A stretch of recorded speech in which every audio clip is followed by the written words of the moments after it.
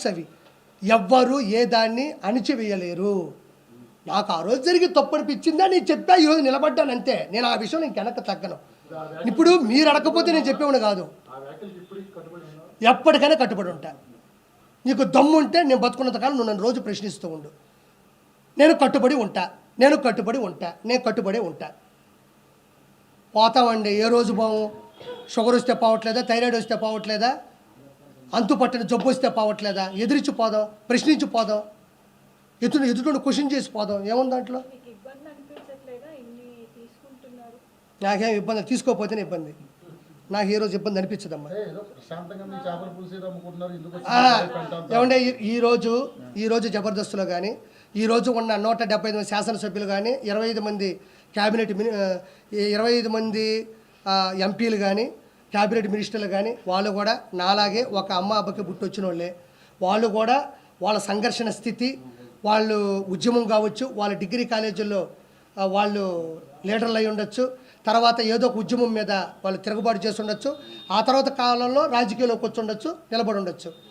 అది ఎవరికి వ్యతిరేకం కాదు, ఎవరికి వ్యత్యాసం లేదు. నాకు అనిపించింది, నా బాడీలో అది ఉంది, నేను ప్రశ్నిద్దాం అనుకున్నా, ప్రశ్నించానంతే. ఒకసారి ముందుకెళ్ళిన తర్వాత క్షమాపణ చెప్పే పరిస్థితి ఏ రోజు నేను తెచ్చుకోను. క్షమాపణ చెప్పే విధంగా నేను తప్పు చేయను. నా జీవితంలో నేను ఎవరికి క్షమాపణ చెప్పను.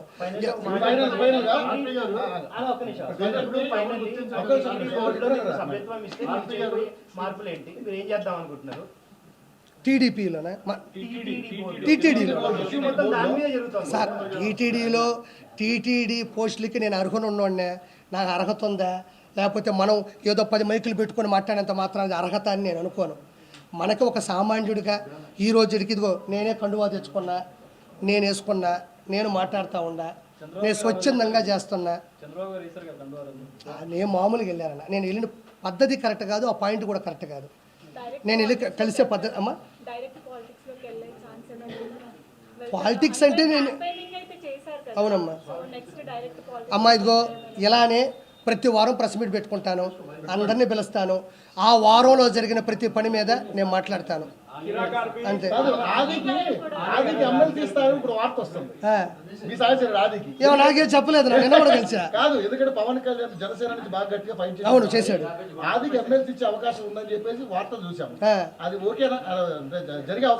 వస్తే చాలా మంచిది, ఎందుకంటే పాపం చాలా సంవత్సరాల నుంచి కష్టపడ్డాడు.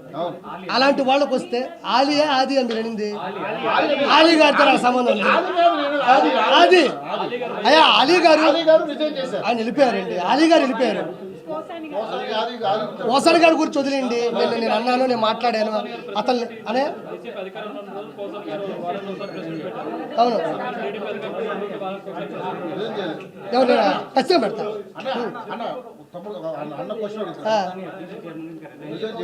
ఎవరు చేస్తాడు? ఇప్పుడు ఎఫ్డీసీ చైర్మన్గా పోసాన గారు రిజైన్ చేయలేదన్నారు, చేయకుండా ఇంట్లో పెట్టుకుంటాడండి దాన్ని. ఆ రోజు నేను మాట్లాడినప్పటి నుంచి ఈ రోజు వరకు బయటికి రాలా. బయటకు వచ్చి కనీసం ఓడిపోయిన తర్వాత అయినా ప్రజలు మమ్మల్ని ఎందుకు ఓడించారో మేము తెలుసుకుంటాం, మేము నేర్చుకుంటాం అని కూడా లేదు.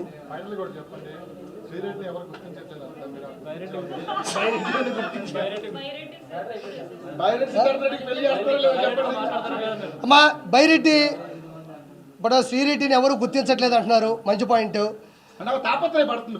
అర్థమైంది. ఆవిడ తపన, ఆవిడ తాపత్రం నాకు తెలిసింది. ఇప్పుడు బైరెడ్డి కూడా వయసులో ఉన్నాడు, పొరకలు వేస్తున్నటువంటి వయసు, ఉత్సాహమైనటువంటి ఉత్సుకతతో కూడినటువంటి వయసు. కాబట్టి నువ్వు ఎలాగో 1 సైడ్ లవ్ కాబట్టి ఒకసారి ప్రపోజ్ చేయి, వెళ్ళు బైరెడ్డి సిద్ధార్థ రెడ్డి దగ్గరికి వెళ్ళు. అతను కూడా పట్టేసుకుంటారు. అతనికి ఏముంది ఇప్పుడు, ఇద్దరు కలిసి ఒకరినొకరు అర్థం చేసుకోవడమే నిజమైనటువంటి పరమార్థం. ఇప్పుడు వైఎస్ఆర్సీపీ వెళ్ళి బైరెడ్డిని పిలిపించుకొని ఇద్దరు మాట్లాడుకొని ఏమ్మా ఏంది పరిస్థితి ఏంది అనుకుంటే వాళ్ళ ఇష్టాలు వాళ్ళవి. అందరికీ వచ్చారు, అందరికీ సంతోషం. ఓం నమో వెంకటేశాయ. జై శ్రీరామ్.